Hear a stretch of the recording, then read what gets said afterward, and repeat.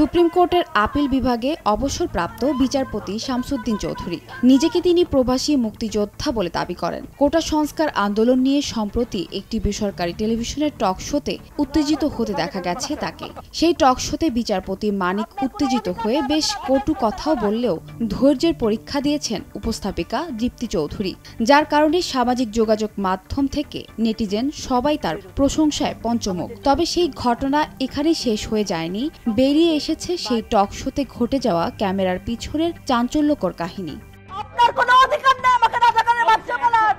আমি একটা মুক্তিযোদ্ধা পরিবারের সন্তান। সামাজিক যোগাযোগ মাধ্যমে সেই টক শোর ক্যামেরার পেছনের একটি ক্লিপ ভাইরাল হয়েছে। সেখানে বিচারপতি মানিককে মেজাজ হারাতে দেখা গেছে। অনুষ্ঠান শেষে তিনি উপস্থাপিকা দীপ্তি চৌধুরীর দিকে তেড়ে এসে বলতে থাকেন, রাজাকারের বাচ্চা আপনি। আপনার কোনো অধিকার নেই আমাকে রাজাকারের সন্তান বলার।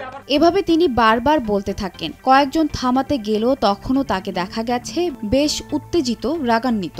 একসময় বিচারপতি বলতে থাকেন, আমাকে কেউ অপমান করে এভাবে কথা বলার সাহস পায়নি আপনার মতো।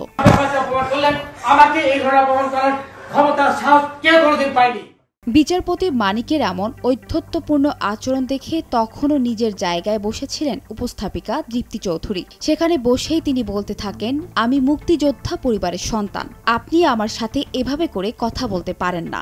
এক পর্যায়ে তার দিকে বিচারপতি তেড়ে আসলে আরেকজন মেহমান গোলাম মাওলা রনি তাকে ভদ্রভাবে থামিয়ে দেন। আস্তে আস্তে শামসুদ্দিনকে সেখান থেকে বের করে নিয়ে আসেন। এমন ঘটনায় তোলপাড় নেট দুনিয়ায়। কমেন্ট বক্সে বিচারপতির সমালোচনা করতে দেখা গেছে। এর আগে কোটা সংস্কার আন্দোলনকে কেন্দ্র করে দেশজুড়ে অদ্ভুত পরিস্থিতি নিয়ে সম্প্রতি একটি বেসরকারি টেলিভিশনের টক শোতে কথা বলেন বিচারপতি শামসুদ্দিন চৌধুরী মানিক ও বিএনপি নেতা গোলাম মাওলা রনি। অনুষ্ঠানটি সঞ্চালনার দায়িত্বে ছিলেন উপস্থাপিকা দীপ্তি চৌধুরী। প্রায় ৪৯ মিনিট পর্বের এই টক শোতে শুরু থেকে বেশ বুদ্ধিদীপ্ত আলোচনা ও ধৈর্যের পরিচয় দিয়ে তিনি এখন সারা দেশে ভাইরাল। এরপর থেকেই প্রশ্ন উঠেছে, কে এই উপস্থাপিকা? জানা গেছে ২০১৬ সালে কিশোর কিশোরী সুস্বাস্থ্য ভিত্তিক অনুষ্ঠান স্বর্ণ কিশোরী এর চ্যাম্পিয়ন হন তিনি। তারপর সেই অনুষ্ঠান উপস্থাপনার সুযোগ পান দীপ্তি। সম্প্রতি দেশের একটি গণমাধ্যমকে দেওয়া সাক্ষাৎকারে সেদিনকার সেই টক শো নিয়ে কথা বলেছেন এই উপস্থাপিকা। তিনি বলেছেন, সেদিন আমি আলাদা কিছু করিনি। যখন আমি ওই চেয়ারে বসি তখন আমার অতিথিকে সম্মান করে জনগণ ও দর্শক যে প্রশ্নটি করতে চায় সেই কাজটি করেছি। এটাই হয়তো মানুষ ভালোভাবে নিয়েছে, তার প্রশংসা করেছে।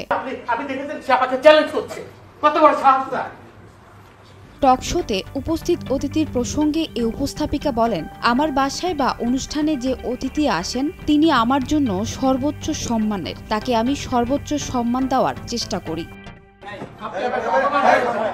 সঞ্জনা তাবাসসুম, ভোরের কাগজ। আমি একটা মুক্তিযোদ্ধা পরিবারের সন্তান, আপনি আমাকে